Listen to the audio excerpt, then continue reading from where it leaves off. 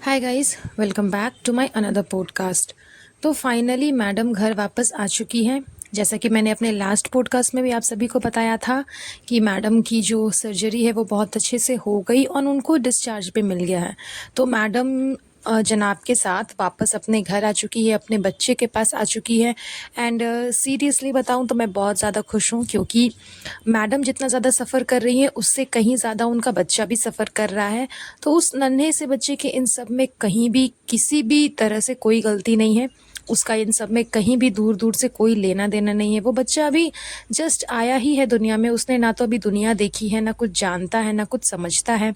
तो अगर कुछ भी 19-20 होता तो मैडम के साथ साथ सबसे ज़्यादा डिफ़िकल्टी होती उस छोटे से बच्चे को।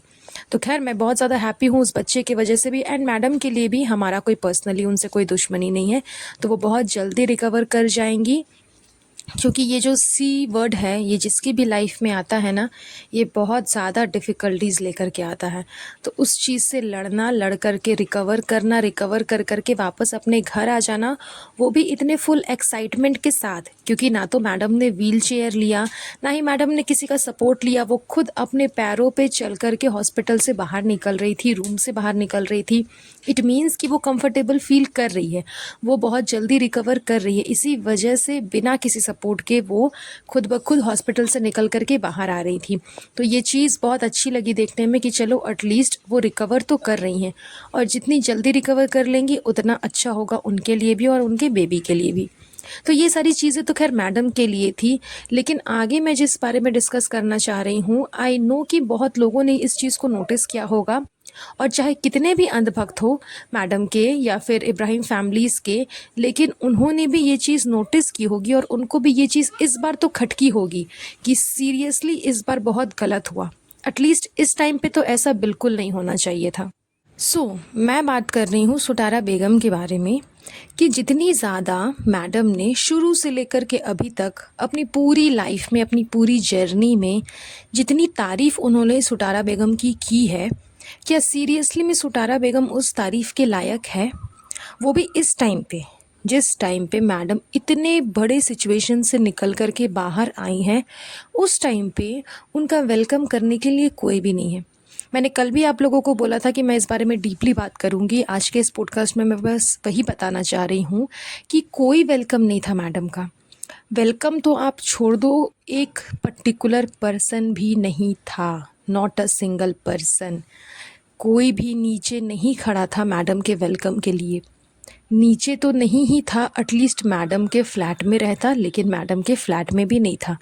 मैडम के फ्लैट में भी मैडम की सिर्फ मम्मी अवेलेबल थी, उनका बेटा अवेलेबल था, जो कि रियली में उनके लिए मैटर करते हैं और जिनके लिए वो मैटर करती है। इसके अलावा कोई नहीं था। इब्राहिम फैमिली में से कोई एक सिंगल बंदा या बंदी कोई नहीं था। इस टाइम पे एटलीस्ट सुटारा बेगम को और उनके हस्बैंड को तो अवेलेबल होना चाहिए था। उन दोनों को तो मैडम का वेलकम करना चाहिए था, क्योंकि ये वही बहू है जिस बहू ने पूरी फैमिली को संवारा है, पूरी फैमिली को सेटल किया है। यहाँ तक कि साहिबा की जो आज स्टेटस है ना, वो सिर्फ और सिर्फ मैडम की वजह से है। मैडम के ही नेम को यूज़ करके, मैडम के ही फेम को यूज़ करके, मैडम के ही फेस को यूज़ करके उसने अपने व्लॉगिंग चैनल को इतना ऊपर लेके गई, और फिर फाइनली आज अच्छा खासा इनकम वो कर रही है अपने ब्लॉगिंग से। तो ये सब कुछ जो है वो सिर्फ और सिर्फ मैडम की वजह से है। तो वो मैडम जब इतना ज़्यादा तकलीफ़ में थी, उस तकलीफ़ से लड़ करके, उससे जीत करके, उस तकलीफ़ को हरा करके, उस बीमारी को हरा करके जब वो मौत के मुंह से बाहर निकली है, तो क्या फैमिली मेम्बर्स का फ़र्ज़ नहीं बनता था कि उनका कुछ तो वेलकम करे? अरे किसी इंसान के घर पे ना नॉर्मल गेस्ट भी आ जाते हैं ना, वो भी अनचाहे अनबुलाए, जिनको आपने बुलाया भी नहीं, वो खुद ब खुद आ गए, उसको भी इंसान एटलीस्ट एक गिलास पानी तो ज़रूर देता है। लेकिन ये तो आपकी खुद की बहू थी, बट कुछ भी नहीं। ना तो एक गिलास पानी, ना एक कप चाय, ना कोई शरबत, ना रुआवज़ा, कुछ भी नहीं, ना कोई फल फ्रूट, कुछ भी नहीं। कुछ भी नहीं था मैडम के वेलकमिंग के लिए। अरे आप एटलीस्ट एक गिलास पानी ही उसको दे देते, या फिर उसको गले लगा करके यही बोलते कि हाँ बेटा सब सही हो जाएगा, तुम आ गई ना, अब तुम आराम करो। कुछ भी नहीं, कोई था ही नहीं तो फिर बोलेगा क्या? कोई वहाँ पे अवेलेबल ही नहीं था तो फिर बोलेगा क्या? मैडम को सहानुभूति क्या देगा? तो क्या रियली में सुटारा बेगम इतनी ज़्यादा तारीफ़ की हकदार है जितनी कि मैडम करती है। मैडम की अम्मी से बढ़कर के मम्मी, मम्मी से बढ़कर के अम्मी, यही सब डायलॉग मैडम ने मारा था कि मेरे लिए सब कुछ है, मेरी अम्मी मेरे लिए सब कुछ है, मेरे लिए माँ समान है, माँ से भी बढ़कर माँ है। और सुटारा बेगम ने भी सेम बोला था अपनी बहू के बारे में कि मेरी बेटी जैसी बहू है, मेरी बिट्टन है, ये है वो है। तो आपकी बिट्टन है तो आपने अपनी बिट्टन को क्या किया, क्या दिया उसको, क्या किया उसके लिए? कुछ भी नहीं। यहाँ तक कि सुटारा बेगम जब ये लोग घर आए, घर आने के बाद जब वो पर्सनली व्लॉग के लिए जाती है उनसे मिलने के लिए, उनको पता होता है कि चलो व्लॉग स्टार्ट हो गया, अब जा रहे हैं मिलने के लिए ताकि व्लॉग में दिख जाए, तब वो जनाब से पूछती है कितने दिन के बाद आए हो घर? वो बताओ तो कितने दिन के बाद तुम लोग घर आए हो? उस लेडी को ये भी नहीं पता कि मैडम कितने दिन से हॉस्पिटल में है। माँ ऐसी होती है जिसकी बेटी बीमार है, जिसकी बेटी ज़िंदगी मौत से लड़ रही है, इतने बड़े सिचुएशन से झूल रही है, इतनी बड़ी बीमारी से लड़ रही है, उस माँ को यही नहीं पता कि उसकी बेटी कितने दिन से हॉस्पिटल में है, कितने दिन के बाद वो घर आ रही है, उस माँ को पता नहीं। उसकी बेटी की हेल्थ की क्या अपडेट है, उसकी बेटी कैसी है, क्या खाया, क्या पिया, डॉक्टर ने क्या सजेस्ट किया, क्या राय दी, क्या मशवरे किए, कुछ नहीं पता उसको। ये होता है माँ का फ़र्ज़। इसी को माँ कहते हैं। रियली माँ की डेफिनेशन ये है। मुझे समझ नहीं आता कि मैडम इतना तारीफ़ के पुल बांधती हैं इनकी, इतना कुछ किया है इनके लिए, उसके बाद ऐसा बिहेवियर क्यों भाई? ऐसा क्या कर दिया मैडम ने? क्या गलती कर दी या फिर ऐसा क्या नेगेटिव चीज़ कर दिया आप लोगों के साथ कि आप लोग इतनी दुश्मनी पे उतर गए हो? साहिबा के लिए तो सब अवेलेबल रहते हैं, छोटी सी छोटी चीज़ हो, हर चीज़ के लिए साहिबा के लिए सब अवेलेबल रहेंगे। अभी प्रेगनेंसी साहिबा की जो हो रही थी बीच में, उस टाइम की जर्नी, उसके डिलीवरी के टाइम की जर्नी, डिलीवरी के बाद की जर्नी, आप देखो उसके घर में सब अवेलेबल है, पूरी मौदाहा की मंडली है, उसकी खुद की सासू माँ भी अवेलेबल है।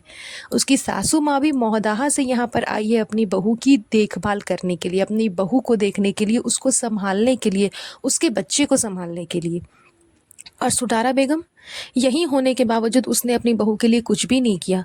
अगर वो मोहदहा में होती तब तो अच्छा खासा बहाना होता कि मैं उतना दूर से आ नहीं पाऊंगी, ये हो गया, वो हो गया, फलाना ढिमकाना। लेकिन जब वो यहाँ है तो उसने कुछ किया नहीं, तो वो मोहदहा से क्या ही आती है अपनी बहू के लिए कुछ करने के लिए। तो माँ ऐसी होती है जैसी कि साहिबा को मिली है, और उसको उनकी कदर भी नहीं है। साहिबा को उसकी सासू माँ जिस हिसाब से मिली है, उसको कदर ही नहीं है अपनी सासू माँ की, अपने सास ससुर की। उसको सिर्फ अपने आप से, अपने फ़नी से, बस इन्हीं सब चीज़ों से मतलब है। दैट्स वाई वो मोहदहा छोड़ कर के मुंबई में बस चुकी है, क्योंकि उसको रास ही नहीं आता ससुराल, उसको अपनी माँ के साथ में ही रहना है।